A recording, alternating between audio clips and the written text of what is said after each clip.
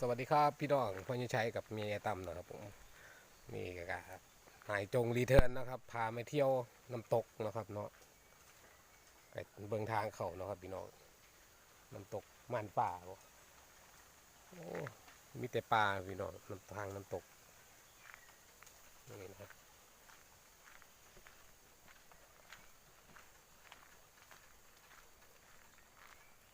เดี๋ยวค่อยติดตามลงไปเนาะครับพี่น้องโอ้บรรยากาศลมลื่นดีนะครับพี่น้องบรรยากาศโน้ไม่ใหญ่ต่ำเลย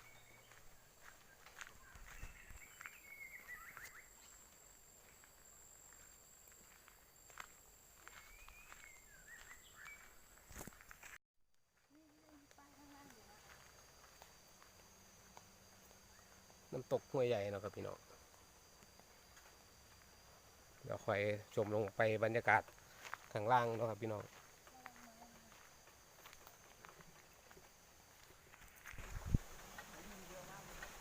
น้ำตก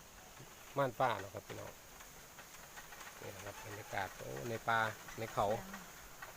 เสียงไม้ไผ่เสียงไม้ไผ่ออดแอดออดแอดออดแอดอยู่นะครับ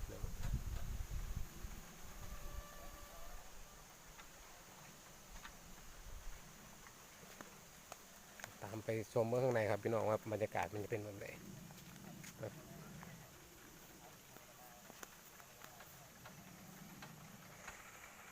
เป็นไงหรอพ่อใหญ่ตั้ม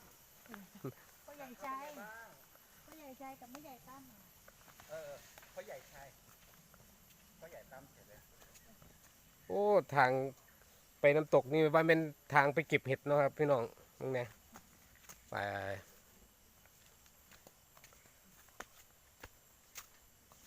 ถูกใจถูกใจในจงรีเทิร์นเลยถูกใจในจงรีเทิร์นเลยครับนี่ปลาคักๆเลยโอ้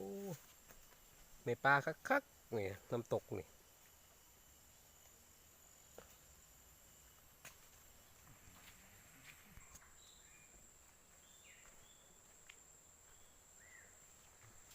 นู่นนะครับนายจงรีเทิร์นนำทางแล้วครับพี่น้อง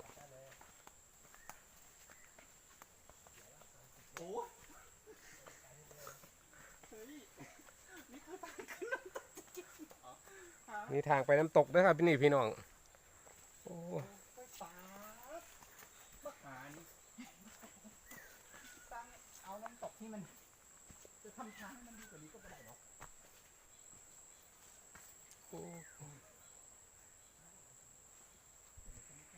โอ้ตรงในมุดเนาะครับพี่น้องโอ้ต้องกลมจังหน่อยโอ้ทางยางโอ้คือมืดแท้ทางเลยโอ้ธรรมชาติล้วนๆเลยนะครับที่พี่น้อง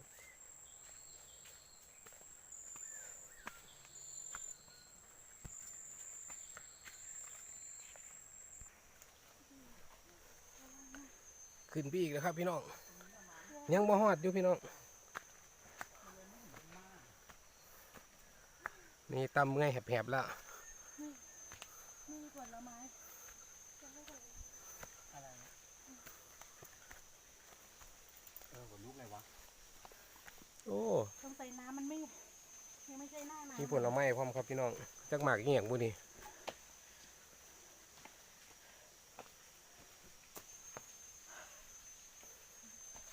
เดี๋ยวดมก่อนนี่ครับพี่น้องจุดชมวิวน้ำตกครับนี่นะครับ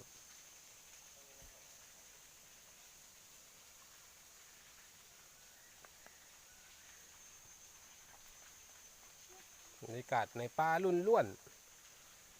ในภูเขาและมีน้ำตกน้ำตกก็มีอยู่หย่อมนึงครับพี่น้องพอได้เห็นน้ำ เวลาเขาไม่ให้กินจะตกมันเนี่ยกูโอ้ยแต่นี่มันได้หวัดเสียวหน้าเนี่ย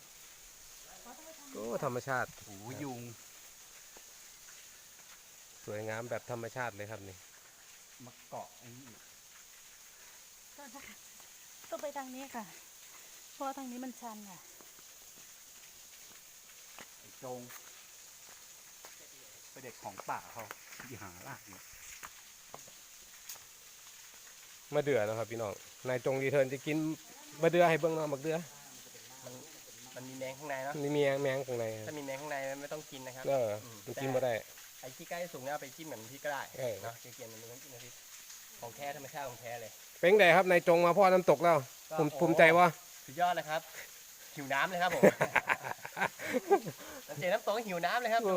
อ แต่มันอลังการงานสร้างนี้ครับ ใช่แบบ คือ ท มันกว้างมันใหญ่เนาะก้อนหินมันกว้างใหญ่ไพศาลต่อดูบรรยากาศวิวเอาแล้วกันเนาะ ำดูวิวเอาครับพี่น้อง น้ำตกก็ต้องไว้อีกสักพักหนึ่งแต่ธรรมชาติสุดยอดเลยเหมือนถ้ำเลยนะ เหมือนถ้ำเลยแหละ